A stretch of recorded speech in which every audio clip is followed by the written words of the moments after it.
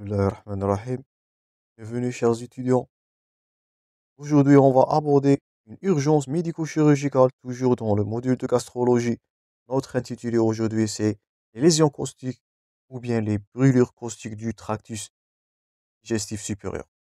C'est le cours de Dr Amalo et Dr Kzoula. Vous allez trouver, comme d'habitude, tous les supports dans la description à télécharger, mes chers amis. Je vous invite toujours à abonner pour recevoir ces vidéos durant toute l'année. N'oublie pas un j'aime, un maximum de partage afin que ces vidéos-là vont atteindre le maximum des étudiants le plus tôt possible. On va bien pour leur préparation des examens. Donc, comme introduction, il s'agit, notez bien, devant les lésions, devant une ingestion caustique, ingestion d'un produit caustique, c'est une urgence médico-chirurgicale. Première note à retenir. Elle passe par plusieurs phases. Et chaque phase, elle a des complications et des difficultés à combattre. Premièrement, c'est la phase initiale. Ah, malheureusement, le risque de médiastinite par perforation de l'œsophage, comme nous allons voir. Une lésion caustique, surtout de base forte. Là, le risque de perforation de l'œsophage est imminent. La médiastinite, malheureusement, elle est mortelle. Ou bien, la péritonite par la perforation de l'estomac. Donc, deux organes, on craint leur perforation. L'œsophage et l'estomac devant ces lésions caustiques. Donc, malheureusement, c'est une prise en charge qui est lourde. La phase initiale, la médiastinite, la péritonite. Deuxièmement, dans la phase intermédiaire, le patient, malheureusement, il va subir d'une dénutrition, d'une défaillance et même de retentissement qui est d'ordre psychologique. Donc, devant une ingestion de produits caustiques, ça c'est un message pour vous. Il faut impliquer l'intervention psychiatrique. Ne laissez pas un patient qui a subi ou bien qui a ingéré de produits caustiques sans évaluation psychiatrique. Donc là, il faut une intervention psychiatrique, le, c'est la psychologie du patient qui est altérée. Et la phase séquelaire, malheureusement, une ingestion de produits caustiques, elle ne va pas se guérir sans séquelles. Donc on a des sténoses, l'œsophage ou bien des sténoses gastriques et les risques de dégénérescence. Donc notez bien parmi les causes de cancérisation, c'est les lésions caustiques. Donc c'est la dysplasie ou bien de la métaplasie qui va survenir après les lésions caustiques. C'est pour cela on dit que les lésions caustiques, ainsi sur ce cours, c'est une urgence médico-chirurgicale et vous allez voir que les complications, ils sont très multiples et l'intervention, elle est lourde. Donc ça, c'est une petite introduction. Donc notre intérêt de la question pour ce cours, c'est le rôle de l'équipe médico-chirurgicale. Vous êtes censé de savoir faire un bilan lésionnel endoscopique. On va voir les lésions, on va les stadifier, on va les classifier selon les classifications comme nous allons voir. Bien sûr, tout ça, ça va conditionner le pronostic et la stratégie thérapeutique du patient.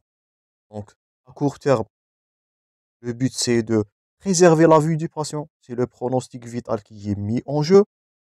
Et à long terme, c'est le pronostic fonctionnel. Les lésions, comme on avait dit, les lésions caustiques, ils vont laisser des séquelles, des sténoses, des risques de dégénérescence malheureusement. Donc, ça c'est le pronostic vital du patient et le pronostic fonctionnel du tractus digestif supérieur. Et pour cela, je répète, c'est une urgence médico-chirurgicale, c'est notre but, c'est notre intérêt de question en secours. Donc, comme définition, un produit, il est dit caustique quand il détruit de son action chimique ou bien physico-chimique les structures du tissu de l'organisme avec ces structures-là lesquelles il entre en contact. Donc, tout produit qui va détruire, qui va produire des lésions, qui va faire de la destruction de tout ce qu'il a, va faire contact avec structure de l'endothélium. Ça, c'est un produit caustique. Et il existe multiples types. Et malheureusement, comme j'en avais dit, les lésions caustiques là, le taux de survie, c'est une urgence médicale, médico-chirurgicale, avec un taux de mortalité qui est élevé. Quelle que soit la cause, soit une ingestion je répète, qui est accidentelle ou bien une ingestion dans une tentative de suicide où il faut impliquer l'évaluation psychiatrique. Comme notion épidémiologique, c'est une urgence médico-chirurgicale, comme je vous ai dit, elle est potentiellement grave avec un taux de mortalité à 10%. Je répète toujours, il ne faut pas banaliser les définitions, les notions épidémiologiques, les notions de base, tout et à retenir. Tous les points forts sont des questions fréquentes d'examen. Ce sont des points forts à retenir afin de maîtriser les modules. Toujours, je vous invite à traiter les modules comme des entités. Je vous invite toujours à consulter les playlists pour mieux assimiler et mieux suivre l'enchaînement du cours. Et notez bien que l'ingestion de ces produits caustiques sont malheureusement volontaires dans 90% des cas. Vous voyez, les chiffres là, ils sont énormes. Une ingestion volontaire de 90% chez l'adulte jeune qui est, bien qui a de l'alcoolisme aigu avec des états psychotiques. Donc, malheureusement, 90% d'ingestion caustique, elle est volontaire, soit dans un terrain, je répète, psychotique, ou bien une tentative malheureusement de suicide. 10% elle est accidentelle, malheureusement, chez l'enfant, ou bien les sujets âgés.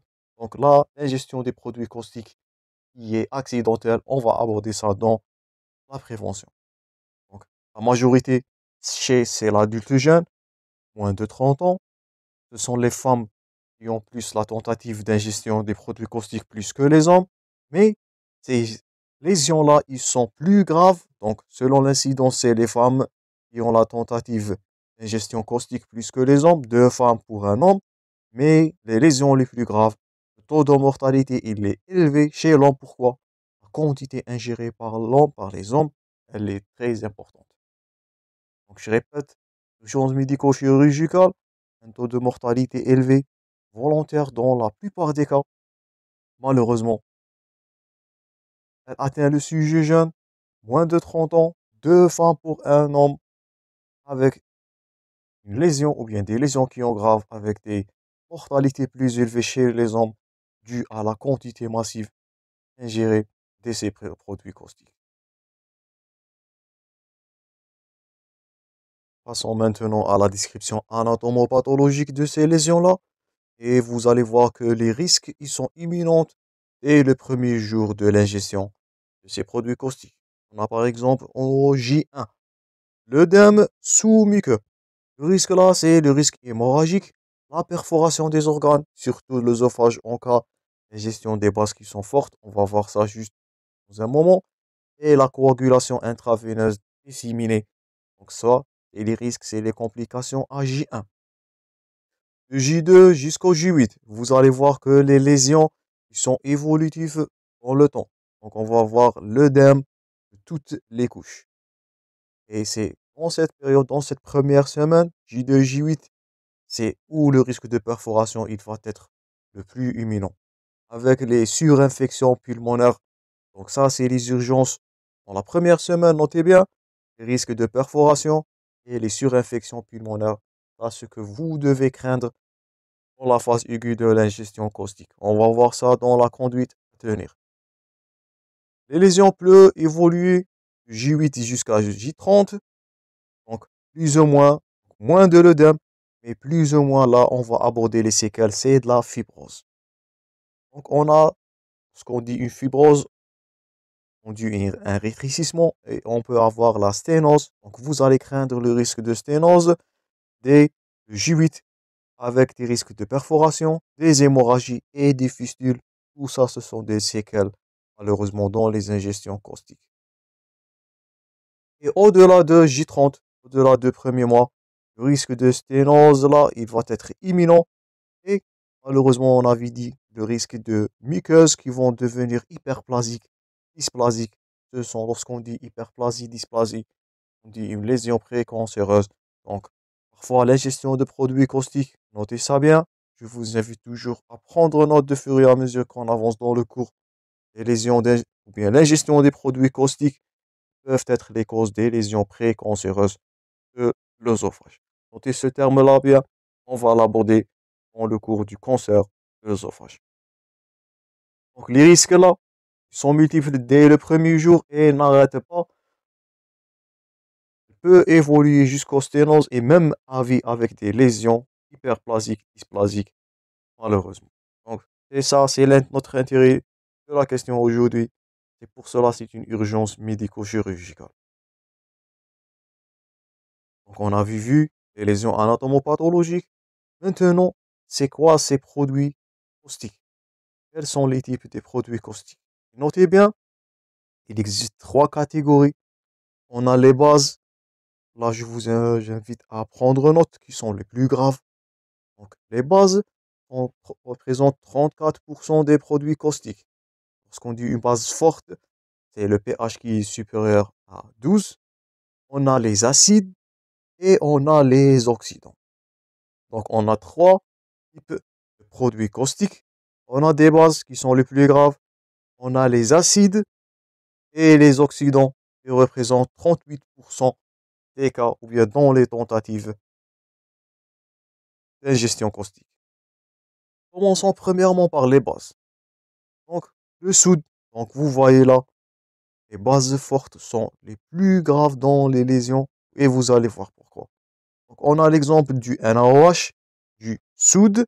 Il est utilisé comme déboucheur de tuyaux. Un décapant. On a le potasse, le KOH, l'ammoniac liquide. Donc, et même de l'olivette. Et notez bien, là, je vous invite à noter ça. Une lésion caustique ou bien une ingestion caustique de base, elle va donner, je vous invite à noter ce terme-là, une nécrose de liquéfaction. Donc, je répète, une ingestion de base forte, elle va donner une nécrose de liquéfaction. Donc, les bases, ils vont faire la diffusion pariétale, ils vont causer une réaction de saponification. Et là, je répète, le risque de perforation, surtout de l'œsophage, ils vont disséminer vers le médiastin. Et là, on note malheureusement le taux de mortalité qui est très élevé. Pourquoi les bases? Ils ont un caractère visqueux. Les bases, ils sont pas liquides, je répète, ils sont visqueux. Donc, ils vont faire un contact avec les voies digestives supérieures. Surtout là, on va noter la lésion de l'œsophage. Donc, je répète, les bases sont visqueux. Ils ne vont pas à s'écouler. Ils vont causer des lésions. Ils vont se rattraper, bien s'attacher à l'œsophage. Ils vont causer des lésions de saponification. Et ce sont les plus graves car le risque là de médiastinite, la diffusion vers le médiastin, qui est très très imminent devant les bases. Donc, premièrement, les bases, c'est les plus graves. Ils donnent, je répète, une nécrose de liquéfaction. Je vous invite à noter tous ces points forts. Le risque de diffusion vers le médiastin. Ils ont un caractère visqueux et les lésions vont être prédominées dans l'œsophage. C'est la perforation de l'œsophage qui est le risque imminent devant une ingestion de produits caustiques basiques. Donc, premièrement, les bases. Deuxièmement, l'inverse, c'est les acides faibles. Donc, on a par exemple de l'acide acétique ou bien l'acide oxalique, qui est un antirouille. C'est un puissant chélateur de sodium. Il va causer un trouble de l'hémostase. Et notez bien, les acides, ils vont causer une nécrose, mais cette fois-là de coagulation. Donc, les acides, ils vont coaguler les protéines de la membrane. Par contre, je répète, les bases, ils vont causer la saponification des lipides de la membrane de l'œsophage. Donc, deux mécanismes différents. Les bases, ils vont causer une nécrose de liquéfaction. Liquéfaction, c'est un synonyme de saponification. Les acides, ils vont donner une nécrose, je répète, de coagulation. Ils vont causer la coagulation des protéines du tract digestif. Et à l'inverse, les bases, donc, ils ont un caractère qui est liquide. Donc, ils vont diffuser à la profondeur. Donc, là, les lésions, ils vont être majorées dans l'estomac, surtout dans l'antre. Donc, par contre, les bases, ils sont visqueux. Les acides, ils ont un caractère liquide. Et heureusement, là, on a un mécanisme de défense qui est le spasme du pylore. Donc, dès que l'ingestion des produits acides comme caustiques, là, on a un spasme de pylore qui va limiter les dégâts. Donc, ils sont moins graves. Donc, les lésions des acides sont moins graves par rapport aux bases. Plusieurs facteurs, c'est le caractère, la nécrose de liquéfaction, la saponification, le caractère visqueux et les lésions de l'œsophage. Malheureusement, l'œsophage, il est plus fragile que l'estomac. Par contre, les acides là, on a une nécrose, je répète, de coagulation. Ils ont un caractère liquide, donc ils vont s'écouler rapidement vers l'estomac. Les lésions vont être majorées dans l'antre. Heureusement, on a le spasme de pylore qui va prévenir, c'est un mécanisme de défense pour prévenir la diffusion de ces acides-là vers la suite du tractus, bien du tube digestif.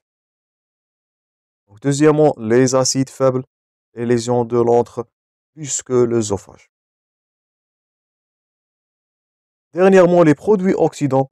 On a le formol, le phénol et l'eau de javel concentré. Donc, plus de 30%. On a de l'eau oxygénée qui est un désinfectant. Faites attention, c'est un produit caustique lorsqu'il est ingéré. On a le permanganate de potassium. Il est utilisé comme un antiseptique, surtout devant les plaies. Je vous invite à consulter le cours de la rage. On avait abordé les ammoniums quaternaires et les sels de sodium. Donc, c'est lave-vaisselle. Et ces oxydants-là, ils vont donner des brûlures thermiques et ils vont donner des lésions retardées et ils vont être majorés dans l'estomac. Donc, chaque produit caustique, il a ses caractéristiques, son type de lésion. Je répète, base, c'est une nécrose de liquéfaction, lésion d'œsophage. Un acide, c'est une nécrose de coagulation. Les lésions, ils vont être prédominées au niveau de l'antre. Lorsqu'on dit un oxydant, l'eau de javel qui est le tête de liste là, c'est les brûlures thermiques. Les lésions là, ils vont être retardées et surtout au niveau de l'estomac. Donc, dans votre interrogatoire, c'est primordial de savoir quel type de produit caustique le patient il a ingéré.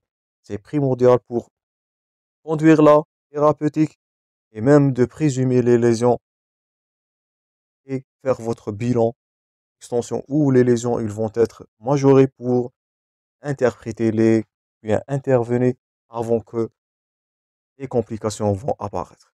C'est primordial, je répète, dans vos questionnaires, ou bien dans vos interrogatoires, de savoir la nature du produit qui est ingéré. Est-ce qu'il s'agit là d'une base, d'un acide ou bien d'un oxydant? La conduite, elle va se différer selon les localisations des lésions. Passons maintenant à la clinique ou bien à la conduite à tenir. Avant d'intervenir, je vous invite à noter bien cette plaque-là, c'est primordial. Ce sont des gestes à ne pas faire devant une ingestion caustique. Vous êtes censé de les connaître par cœur. Premièrement, il ne faut pas faire boire chez un patient qui a eu une ingestion caustique. Donc, qu'est-ce que vous allez faire pendant de l'eau? Donc, il ne va pas diluer. Certes, il va diluer la concentration du produit caustique, mais il va favoriser la distension des parois abdominales, plutôt de la paroi gastrique. Il va favoriser la perforation. Faites attention, jamais donner de boire chez un patient qui a eu une lésion caustique. Ça, c'est premièrement. Deuxièmement, jamais faire vomir. Vous allez causer la lésion une deuxième fois dès que les produits ils vont être vomis par le patient là. Jamais faire vomir le patient. Il ne faut pas placer une sonde nasogastrique. Toujours, c'est le risque de perforation. Une sonde nasogastrique à l'aveugle là, elle va favoriser la perforation, surtout de l'œsophage. C'est une membrane fine avec des lésions, comme on avait dit, de nécrose, plutôt de liquéfaction. Donc, ils vont fragiliser les parois. Une sonde nasogastrique, elle n'est pas faite à l'aveugle. Ne faites pas un lavage gastrique. Faites attention, là, il s'agit d'un produit caustique, c'est pas un produit toxique. Ne donnez pas un antidote par os. Pas d'intubation, sauf en cas de détresse vitale. Donc, je répète, l'intubation, elle se fait par voie endoscopique. Donc, et elle est une manœuvre qui est très délicate. Donc, jamais faire boire, jamais faire vomir. Attention aux sondes nasogastriques. Faites attention au lavage gastrique. Ils sont tous contre-indiqués devant une lésion caustique. Il n'y a pas un antidote. Et l'intubation, je répète, elle est faite sauf dans une urgence ou bien dans une détresse vitale par voie endoscopique.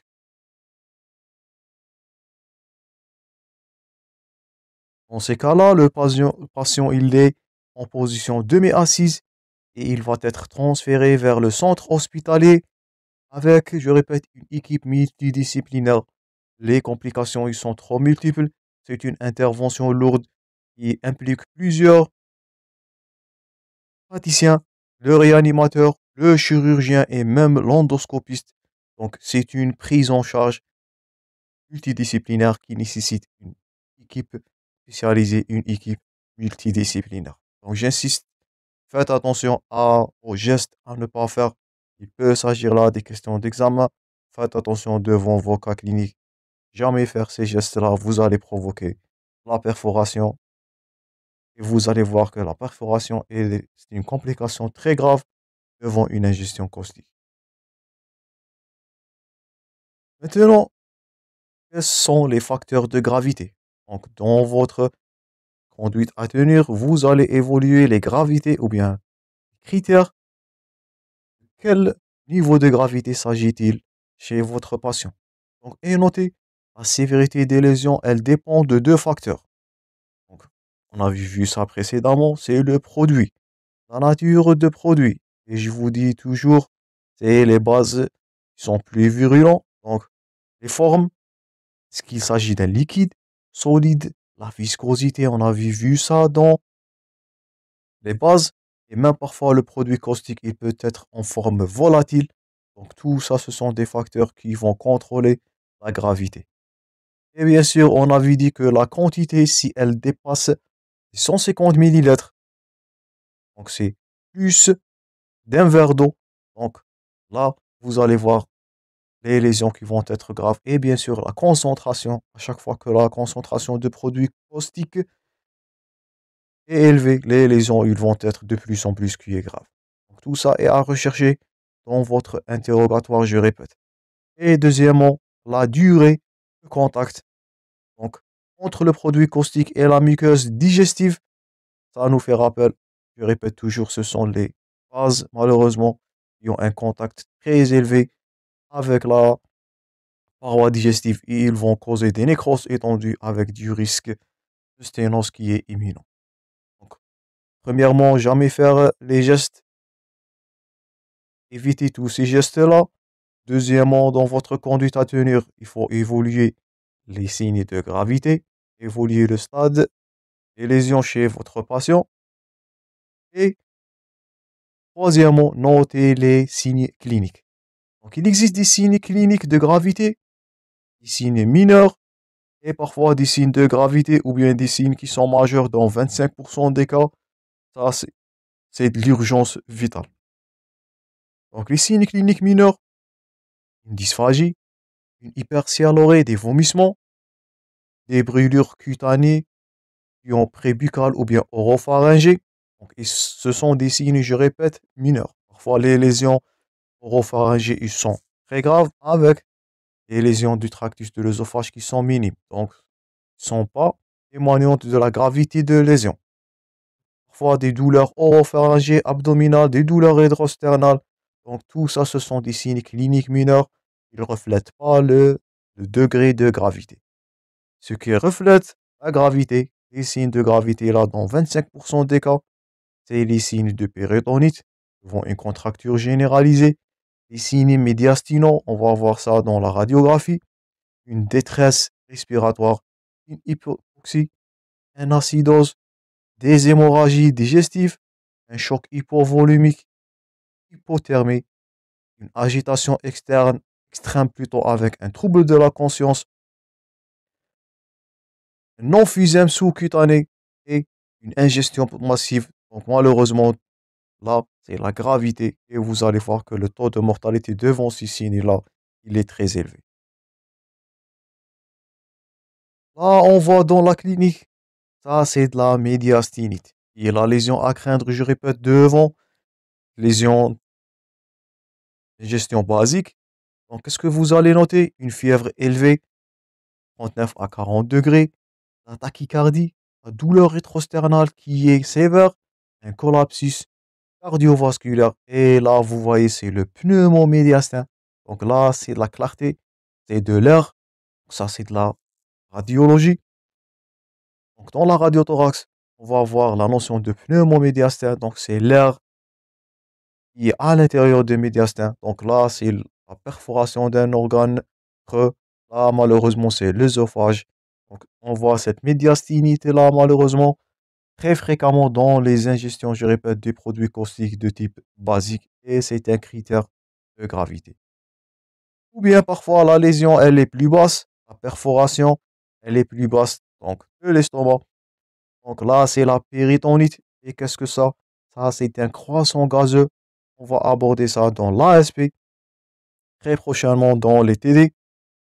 Donc là, c'est un cross, ou bien c'est un niveau hydroaérique ou bien un croissant gazeux qui est sous la coupole. Il est fréquemment répandu dans la limite-coupole diaphragmatique droite parce qu'elle est la plus élevée. Il peut se bilatéraliser dans certains cas. Et c'est un témoin d'une perforation d'un organe creux et l'estomac dans ces cas-là. En cas d'ingestion acide ou bien d'oxydant, vous allez noter une douleur abdominale qui est extrême, une fièvre élevée, des contractures abdominales. Donc ça, c'est les signes de la péritonite, ça c'est de la sémiologie. Et dans la radiothorax, on note le pneumopéritoine. Donc, en cas de signe de gravité, c'est la radiographie qui met en évidence la médiastinite. C'est une complication là, ce sont des indications chirurgicales ou bien de la péritonite. Donc, devant, je répète, une médiastinite ou bien une péritonite. Là, ce sont des indications à la chirurgie.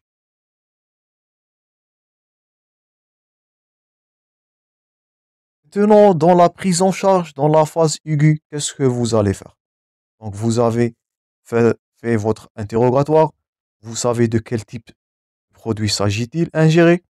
Vous avez fait votre bilan ou bien votre évaluation selon la gravité. Vous avez recherché les signes de gravité, et la médiastinite et la péritonite.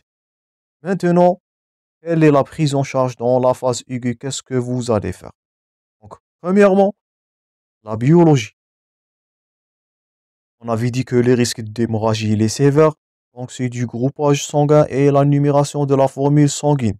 Pour rechercher, je répète, l'anémie qui peut être sévère là, ce sont des critères de transfusion. Deuxièmement, l'uricréa et de la glycémie. La fonction rénale, ce sont des signes d'hypovolémie.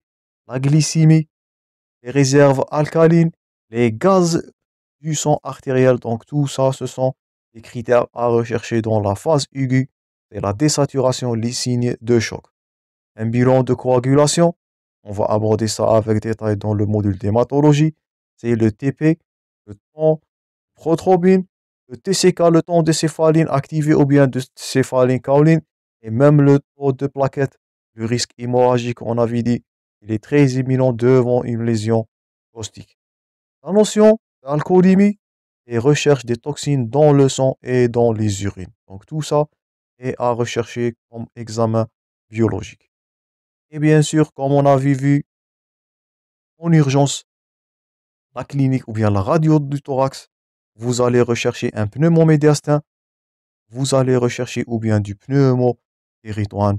Donc, soit du pneumomédiastin, je répète, perforation de l'œsophage, ou bien du pneumopéritoine, perforation de l'estomac, et même parfois d'un épanchement pleural qui est réactionnel.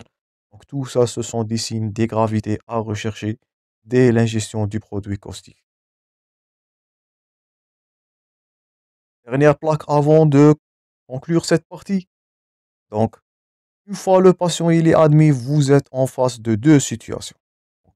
Soit d'une urgence vitale ou bien en dehors d'une détresse vitale. Donc, en dehors d'une détresse vitale, s'il n'y a pas des signes de gravité qu'on avait cités précédemment, donc Vous allez faire une triple évaluation des lésions.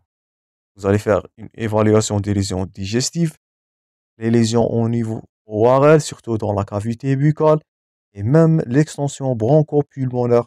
Donc, tout ça, ce sont des critères à évaluer pour savoir ou bien pour planifier une conduite thérapeutique qui est adéquate. Parfois, les lésions, ils tendent à se disséminer, comme on avait dit, vers les organes digestifs, les sphères ORL et même une extension bronchopulmonaire. Et je répète, s'il y a les signes de détresse vitale, les signes de gravité, surtout le pneumopéritoine et la médiastinite, bien sûr les états de choc, troubles neurologiques, les hémorragies avec les ingestions qui sont massives, plus d'un verre d'eau, plus de 150 millilitres, tout ça, ce sont des indications à la chirurgie, je répète, en urgence. Donc, devant un signe de détresse vitale, une urgence vitale, là, c'est l'indication de la chirurgie en urgence.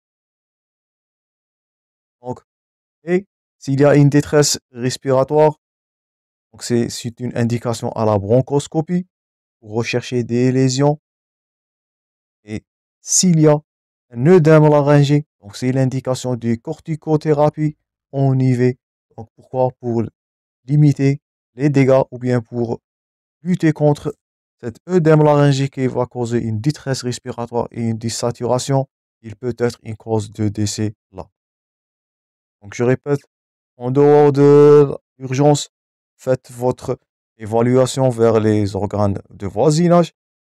S'il y a signes de gravité, ce sont bien sûr des indications chirurgicales. N'oublie pas les complications d'ordre respiratoire. Donc, c'est la bronchoscopie devant une détresse respiratoire. Il peut s'agir d'une sténose ou d'une fistule, comme nous allons voir dans les complications.